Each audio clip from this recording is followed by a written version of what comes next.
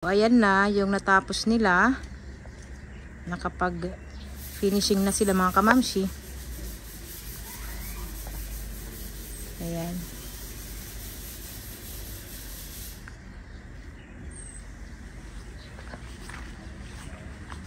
So pasok tayo.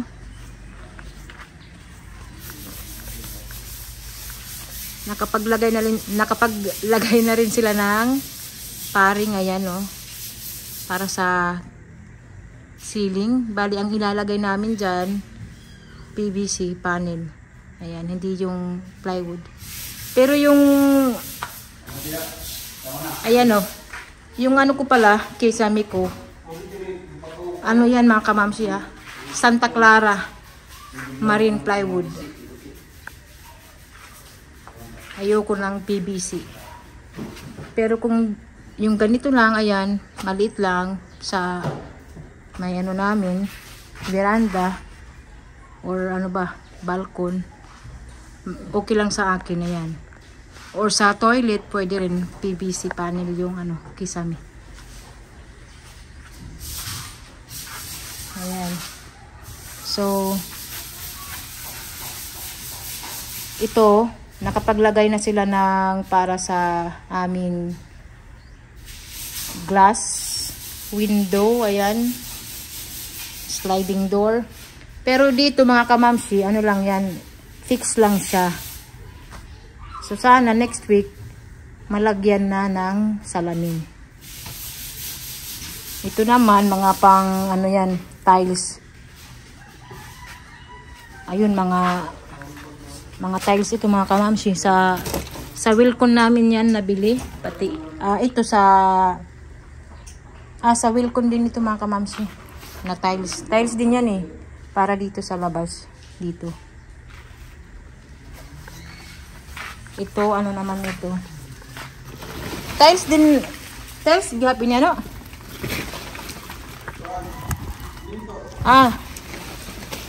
Cement pala yan mga kamamsi. So marami na ang nagawa. Ayan, may tiles na yan mga kamamsi. Ito yung tiles namin. Ayan. Dapat yung tiles na bibili namin, yung mahaba. Yung ganyan kalapad ba. Kaya lang walang mga stock sa Wilcon. So ito na lang yung napili namin. Actually si Daddy Marco ang pumili niyan. Okay rin naman siya, kaya nag-agree ako mga kamamsi.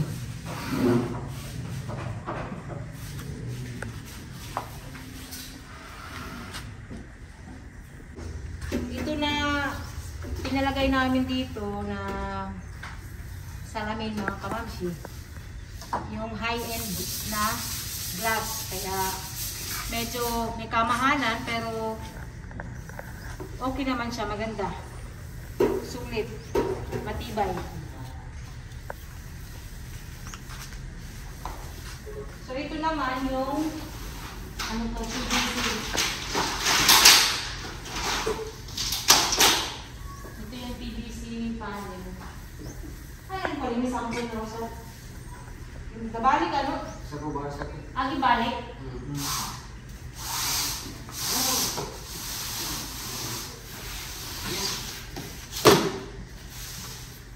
So ito yung PVC. Sa City Hardware namin ito na bili kasi wala sa Wilcon, walang stock. Nagkakaubusan. So mabuti nakahanap ako. Kasi ang City Hardware dito, dalawa. So babalik ko. So ngayon ang hindi ko ba niya? Hindi mo na ano? Final na ya? First coat pala. First coating. Pipintura na sila sa ceiling mga kamamsi. And ito, bumili din ako ng molding sa floor. Sa floor lang ito. Dito sa baba. Gaya nito. sorry. Gaya nito, sa baba lang. Pero dito sa taas, hindi na ako maglalagay. Hindi ko na papalagyan ng ano ba ito? Cornesa ba yun? Ano? Cornesa. Ayan. So ito naman yung ano nila, copy. Pangalan ko. Basilya ay ano? So ito, may ano na dito, may glass na. Dito nalagyan na. Pati rin dito. Lagyan na ng glass at saka may screen. Ayan. Pero hindi pa ito tapos. Dito yung bubuksan sa labas. Ayan. Dito. Para hindi sila kakaharap ng aming main door. So, ito naman yung para sa aming lanay. Sarado lang. Ayan. Ayan. Nai-imagine ko na yung kalalabasan ng aming lanay. So, halimbawa, may ano na dito, tapos na. May mga halaman na, may grass. Maganda. Bubuksan lang namin dyan. Tapos nandito yung aming couch. Nandito. Nilagyan lang muna ng tripod para hindi tamaan. Hindi pa tapos sa labas. So, ayan. Dito naman, ayan. Ito yung pintuan. Nakapaglagay na rin. Pintuan ito para sa office ni Daddy Marco. Actually, wala ito sa plano, pero ako yung ako yung nag-design na maglagay ng maliit na office. Kasi sayang yung space namin dito, mga kamusi. Yan. So, marami pang gagawin. Pero sana ngayong week na ito maraming matapos. Baka makapaglagay na ng mga glass. Malagyan na yung ibang mga bintana, pati sa taas. At saka may ilaw na rin ito, mga kamamsi. May ilaw na ito. Saan?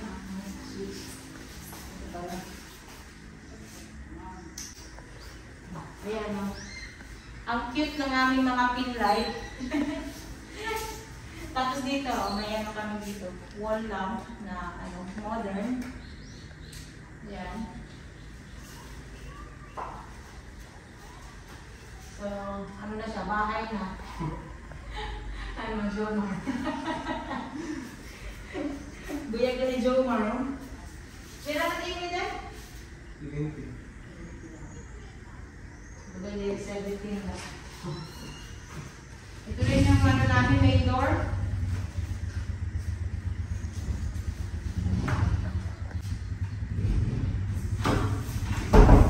Ayan. So, simple lang siya mga kamamsi na main door. Pati yung, ano ba, yung dito? Doorknob. Simple lang siya. Hindi siya yung mga sosyalin. Ayoko kasi ng yung masyadong mga ano pa, ng mga gamit ba? Mas maganda pa rin yung mga simple lang, ganyan.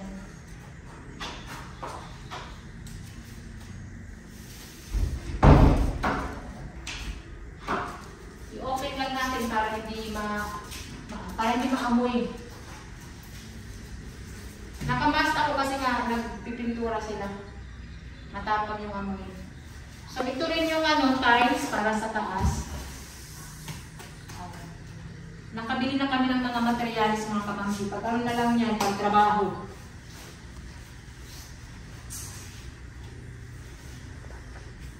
Ang pintura ng loob is ano lang siya, white. Sa ceiling, white din. Walang ibang kulay.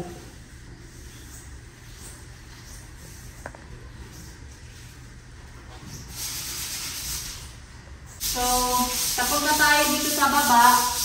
Aakyat naman tayo sa taas para makita nyo. Kasi marami ang nagre-request ng update sa aming bahay. Pasensya kasi hindi ako maka-vlog dahil busy. Busy kami sa pamimili ng mga materyales, busy kami sa mga pagkuha ng mga documents, ganyan, kasi marami kaming kailangan. Tapos yung mga bata pa, pina-enroll namin mga kamamsi, kaya sobra kaming na-busy ni Daddy Marco.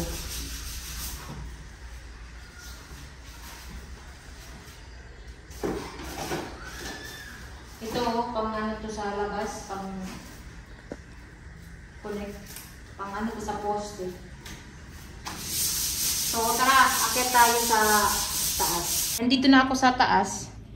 Marami na din silang nagawa dito. May mga pintuan na yung mga kwarto. Yung puti na yun, yan ang toilet nila dito sa taas. Para lang yan sa mga bata. Ano din yan, toilet and shower. And nagiba yung plano ko mga kamamsi kasi dati nasabi ko yan yung kwarto ni Kuya Jamie. Ngayon magkatabi sila ni Olivia kasi itong kwarto magkatabi, di ba? So doon si Kuya Jamie, dito naman si Olivia. Si Eli Patuti naman doon siya para malapit sa amin at maganda yung kwarto na yan kasi hindi masyadong malaki. Ayan, so dito tayo sa loob ng kwarto ni Ate Olivia. Puti na siya kasi may skim coat at saka may kisame na rin. Parehas lang ang kisame dito sa taas at saka sa baba. Yung Santa Clara na marine plywood mga kamamsi. Although may siya, kamahalan, pero sulit naman yung Santa Clara na kisame. At saka ito dito, nasukatan na din ito mga kamamsi ng glass. Kaya lang, ilalagay nila pag nakapag-tiles na. Kasi iba ang sukat niyan eh. Mag-iiba yung sukat ba pag may tiles na. Kaya babalik sila ulit dito para i-measure ba ito para masakto talaga. Babalik sila dito pag may tiles na. Maganda diba o yung view ng kanilang kwarto mo? Saka hindi siya mainit mga kamamsi. Hindi siya mainit dito. Ayan. Maganda ng view ng kanilang kwarto. Talagang ako ang nagplano ng mga yung design nito. Kasi para maganda dyan, glass, may kurtina, maganda ang kakalabasan mga kamamsi. So dito tayo. Ito, yan, may dyan, railings mga kamamsi na bakal. Baka bukas bibili kami. Ayan. Lalagyan ko yan ng mga halaman dito. Dito tayo sa isang kwarto. Ito yung kwarto ni Kuya Jamie. May skim coat na rin pero sa taas wala pa. Ayan. Parehas din dito na sukatan na rin ito kaya lang wala pang tiles. Babalik sila.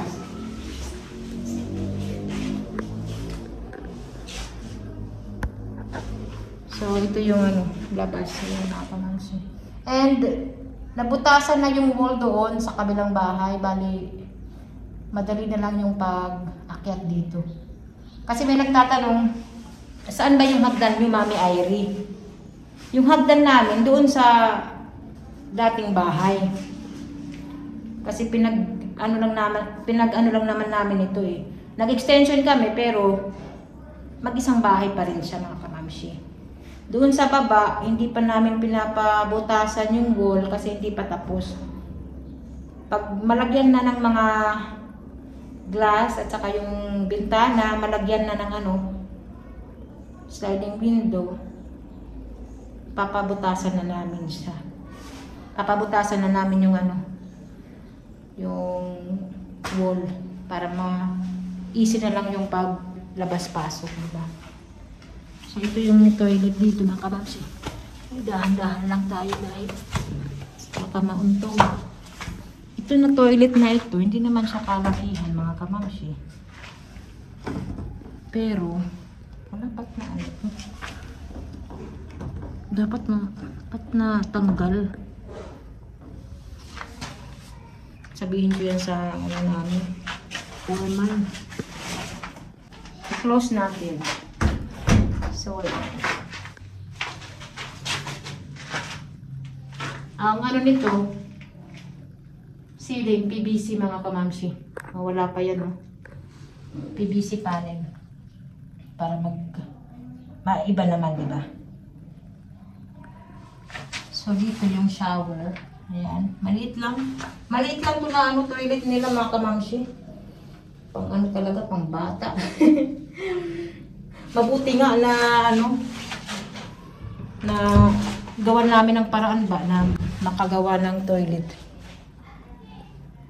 para hindi sila mahirapan akyat baba. Kami, may toilet kami ni Daddy Marco sa sarili namin kwarto, pero ipapaayos din namin pag matapos na dito mga kamamsi. Ayan. So dito tayo sa kwarto ni Eli Patuti. Nakapag ano na rin sila, steam coat. Ayan.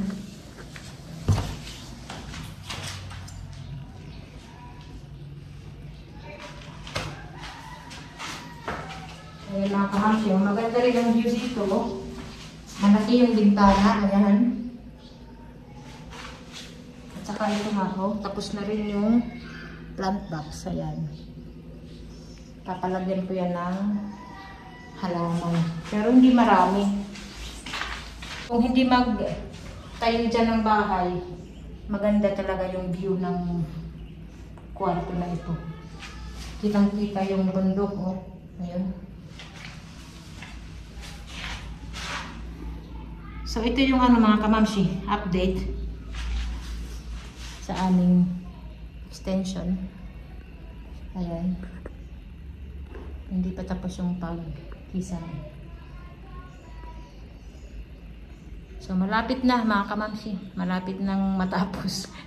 hindi biro pagawa ng bahay. Kakapagod.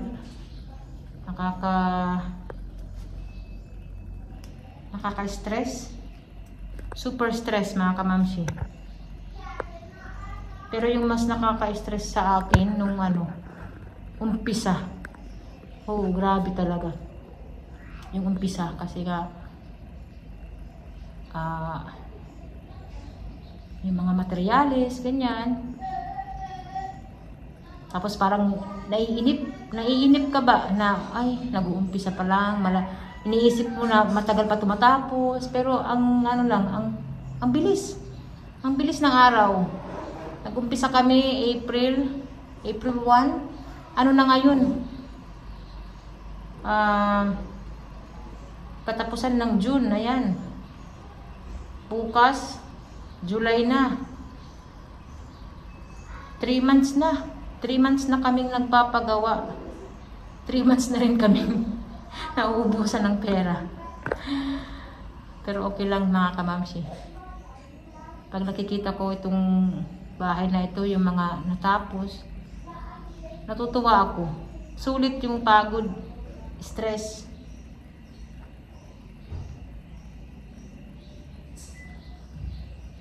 Yung hirap. Kahit nga ngayon, hindi pa tapos, may pa rin, may problema pa rin, na-stress ka pa rin, pero ganun talaga, kunting tiis na lang, matatapos din ito mga kamamsi. So, ayan, thank you so much mga kamamsi. Pasensya talaga kung hindi ako maka-upload everyday dahil busy, sobrang busy, at saka salamat sa mga nagko-comment na Mami Irene, mag-upload ka ganyan, para mag-upload ka everyday para dumami yung views mo at saka subscriber. Maraming salamat, na-appreciate ko yan. Pero okay lang sa akin mga kamamsi kung hindi marami yung manood or kung hindi dumami yung subscribers ko, okay lang. Kasi yung pagbablog ko lang naman is share lang naman ako ng buhay namin, buhay ko dito sa sa Pinas, itong bagong buhay namin dito sa Pinas. At nung nasa Switzerland ako, hindi ko naman talaga hangad na dumami yung views or subscribers. Kung ang ko lang, mag-upload, ayan. Kung may manood, di masaya. At kung may mga nakaka-appreciate ng mga vlogs mo, okay din, masaya mga kamamsi. Basta ako, mag-vlog lang ako, hayaan ko na lang kung marami ang views or hindi. Okay lang sa akin. So ayan mga kamamsi, hanggang dito na lang yung video dahil bababa ako. Yung mga junakis ko, inaantay ako. Sabi ko, mamaya muna ako mag-vlog. So maraming salamat mga kamamsi. Thank you so much.